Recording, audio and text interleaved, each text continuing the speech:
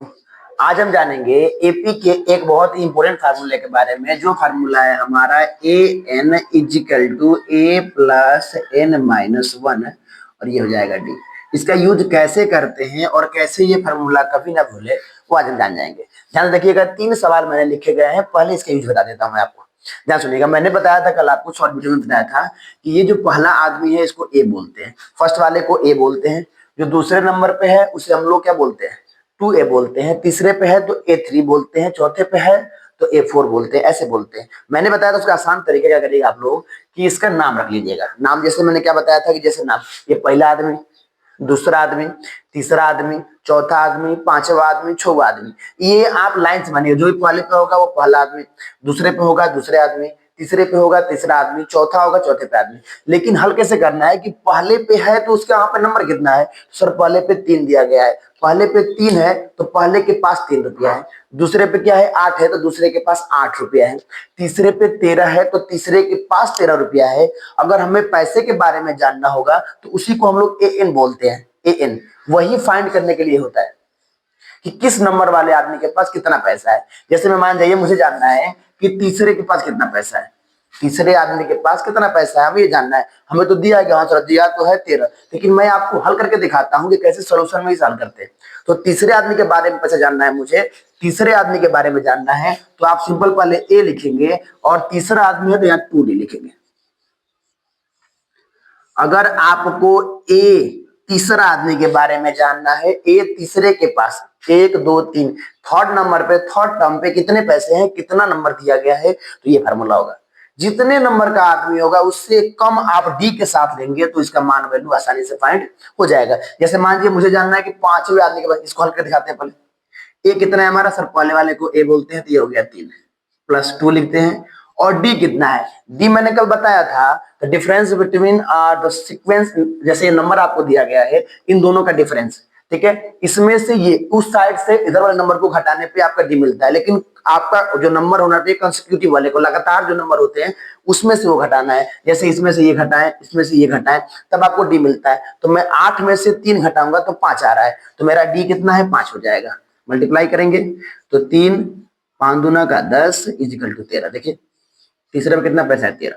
तो आपको अगर ये जानना है कि कितने नंबर पे कितना, कौन से टर्म पे कितना पैसा है, कितना रुपया है, कौन सा नंबर है, तो उसके लिए आप इस फार्मूला का यूज करते हैं। मैं ये बता रहा हूं कि अगर ये पूछ दे कि 205 रुपया कौथे आदमी के पास है, 300 रुपया किसने आदमी के पास है, 600 रुपया कौथे आदमी के पास है, तो जब आदमी को पूछेगा ना तभी आप ये फार्मूला लगाएंगे। लेकिन अगर ये फार्मूले में आदमी को नहीं पूछ के बाकी कुछ भी पूछता है, ए पूछता है, आपका डी पूछता है, या पूछता है कि इतने नंबर वाले आदमी के पास कितना पैसा है, तो वो चीजें फाइंड अप ऐसे कर ले। जैसे देखिए मुझे जानना है कि ये नंबर जैसे चल रहा है, ये पहला आदमी, ये दूसरा, ये तीसरा, 10वें आदमी के पास कितना पैसा होगा, तो मैंने बताया था कि 4 नंबर वाले का मैंने 3 नंबर वाला मैंने पता किया था, तो 3 था तो मैंने 2d लिखा था। अगर 10वें आदमी के बारे में जानना है मुझे तो मैं लिखूंगा ए प्लस कितना 9d, उससे कम लिखना है बस।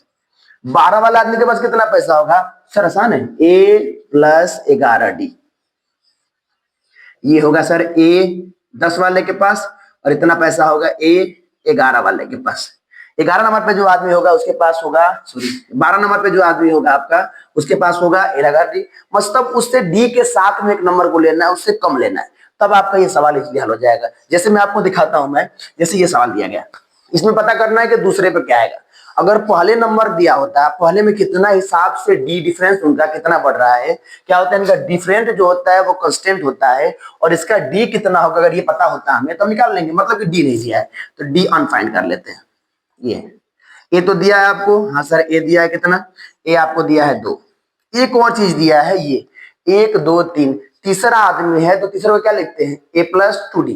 तो तीसरा आदमी है तो क्या लिखेंगे सर, ए जो तीसरा है इसे हम लिखते हैं ए प्लस 2d।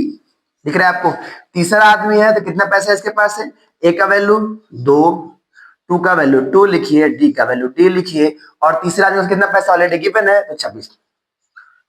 अगर आपको डी का वैल्यू नहीं दिया है और ए का मान दिया है, और यदि कोई और कोई अदर टर्म को ये दिया है, कोई कितने पैसा उसके पास दिया है, तो जो अगला वाला आपको दिया रहेगा, जैसे मेरा तीसरा दिया है, पांचवा, छठवां, सातवां, आठवां आपको ऐसा देता है, लेकिन साथ में ए का वैल्यू होना चाहिए। ए का वैल्यू अगर दिया है और उसके साथ अगर कोई अगला टर्म किसी के पास कितना पैसा बस दे दे, तो आप उसी नंबर को लेके वहां से डी का वैल्यू निकाल सकते हैं। जैसे मैं ये निकाल रहा हूं, मेरा तीसरा आदमी दिया था तो ए प्लस 2d मैंने लिया है। अब यहां से हल करूंगा तो 2, ठीक है, ए लिखेंगे यहाँ पे इजिकल टू 26, ये उधर जाएगा तो -2, 2a इजिकल टू 24, इससे डिवाइड होगा तो a इजिकल टू कितना आ जाएगा, सॉरी d इजिकल टू कितना आ जाएगा हमारा 12।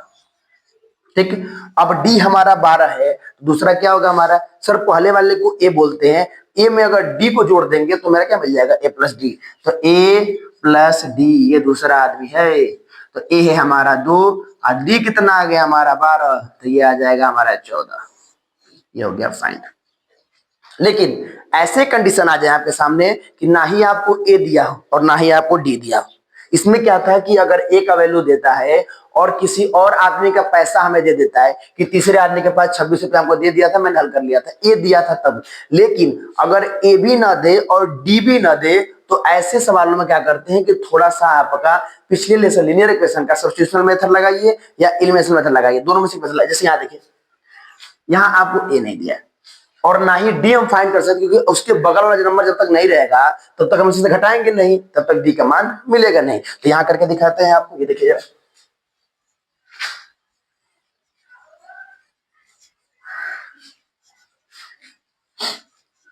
ये देखिए सर हमको ए नहीं दिया है, डी नहीं दिया है, ठीक, साथ में दो चीजें दिया है हमें, एक दूसरा आदमी के पास कितना पैसा है ये भी दिया है और चौथे आदमी के पास कितना पैसा है ये भी हमको दिया है। ठीक है, तो ये दूसरे आदमी है, चौथा आदमी, तो दूसरा आदमी क्या लिखते हैं, A2 is equal to A plus 1d, तो 1 लिखते हैं, बस d लिखते हैं, ऐसे लिखाता है। और एक साथ में एक और दिया है हमारा तो चौथा आदमी, तो A चौथे आदमी के पास कितना पैसा है, तो A प्लस मैंने क्या बताया था कि चौथे नंबर का आदमी होगा d के साथ उससे कम लिखेंगे तो 3d। ये हो गया दो इक्वेशन, मान डाल लेते हैं। इसका क्या आएगा हमारा, ए तो दिया नहीं है और ना ही डी दिया है, तो क्या हो जाएगा हमारा, ए डी ऐसे ही रहेगा, ए प्लस डी। पर ये पता है कितना पैसा होगा जोड़ने पे, कितने पैसे, 13 रुपए है। ठीक है, अब दूसरा क्या है हमारा, A4 के पास, तो यहाँ ए भी नहीं दिया है और ना ही डी दिया है, तो मान क्या दिया है ना, 3 हमारा रुपया दिया है। ठीक है, अब ये दो इक्वेशन बन रहे हैं, पहला इक्वेशन आपका ये और दूसरा इक्वेशन आपका ये हो जाएगा आपका फर्स्ट इक्वेशन, ये हो जाएगा आपका सेकंड इक्वेशन। अब ये दो इक्वेशन आपको साफ साफ दिख रहे हैं कि दोनों में अगर घटाना, जो पिछला आपका मैंने जो लेसन पढ़ाया था आप लोगों ने लीनियर इक्वेशन, उसमें दो मेथड होते थे, एक आपका ग्राफिकल था, ग्राफिकल इसमें करेंगे नहीं, एक होता है सब्स्टिट्यूशनल और एक होता है एलिमिनेशनल मेथड। तो जो मेथड लगा इसमें आसानी पड़ेगा, सबसे आसानी पड़ेगा एलिमिनेशनल मेथड। क्या करेंगे कि इसमें से ये घटाएंगे, इसमें से ये घटाएंगे, तब हमारा आंसर मिल जाएगा। तो a प्लस डी और बटे में a plus 3d is equal to 13 is equal to 3, घटाएंगे तो कट जाएगा या माइनस में होगा, यहाँ हो जाएगा -2d इजिकल टू, इसमें से घटेगा तो ये 10, 2 से ये कटेगा तो d इजिकल टू आएगा -5, आ गया हमारा -5। अब d का तो मान मिल गया, अब d का मान मिल गया तो किसी भी वैल्यू में, इक्वेशन फर्स्ट में या इक्वेशन सेकंड में a का d का मान डाल देंगे तो आपका a का मान निकल जाएगा। इसमें डाल देते हैं, यहाँ लिखेंगे putting the value equation first, मान डाल देंगे आप लोग लिख के। अब मान डाल देता हूं तो a plus d is equal to 13, a का मान दिया नहीं है, d का मान हमने फाइंड कर लिया है -5 is equal to 13, a is equal to उधर जाएगा प्लस में होगा तो 13 5 हो जाएगा आपका 18, यहाँ हो जाएगा आपका पहला नंबर 18 और आपका डी ऑलरेडी गिवन है, तो 1 2 3, तीसरे को बताना है तो a प्लस क्या होगा 2d, तीसरे के पास कितना पैसा है ये बताना है, तीसरे के पास, तो a प्लस क्या होगा 2d, तो a प्लस 2d, तो a हो गया हमारा 18 और 2 ये और d का मान हो गया -5, ये हो जाएगा 18 -10 इजिकल टू ये हो जाएगा +8, यहाँ आ गया हमारा 8, समझे। अब फाइनली जो लास्ट सवाल का हमारा वेट था, इंतजार था, देखिए जरा यहाँ पे सारे टर्म आपको ए भी दिया है, डी भी दिया है, कुछ भी सब कुछ दिया है, लेकिन पूछा क्या है कि जो 20वां नंबर का आदमी है, ये पहला नंबर, दूसरा नंबर, तीसरा आदमी, चौथा, पांचवा, छठवां, सातवां, आठवां, ऐसे करते चल रहा है, तो 20वें नंबर का, तो ऐसे घबराने वाली बात नहीं है। जो भी जितने नंबर का भी पूछेगा आप इजीली तरीके से, आसान तरीके से उनको हल कर लेंगे। देखिए जरा कैसे हल करेंगे।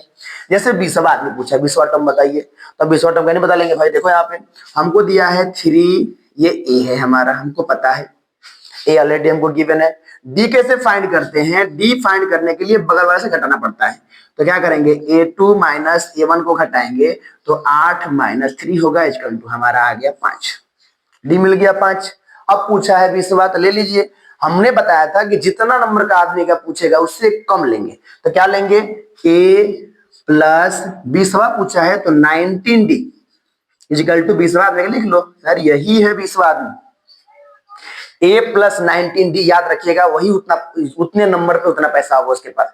काउंटिंग नंबर गिनिएगा, 1 2 3 4 5 6 7, ये पहला आदमी, दूसरा आदमी, तीसरा आदमी, चौथा आदमी, पांचवा आदमी। जो ये आदमी होते हैं ना, वही हमारा n होता है, और उसके पास कितने पैसे होते हैं वही होता है हमारा an। तो an का फॉर्मूला ऐसे यूज करते हैं। a का मान ऑलरेडी गिवन है हमको 3, ये हो जाएगा 19, गुणे ये है हमारा 5 इक्वल टू A20 हमको पता करना है, ये तो हमको दिया ही नहीं है, तो A20 को रहने दीजिए, यहां लिखिए A20।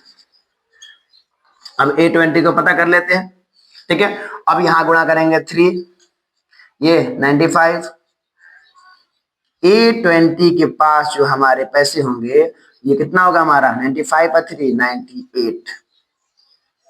समझे? जितने नंबर का भी पूछे, आपका एक भी सवाल ऐसे नहीं फंसेगा।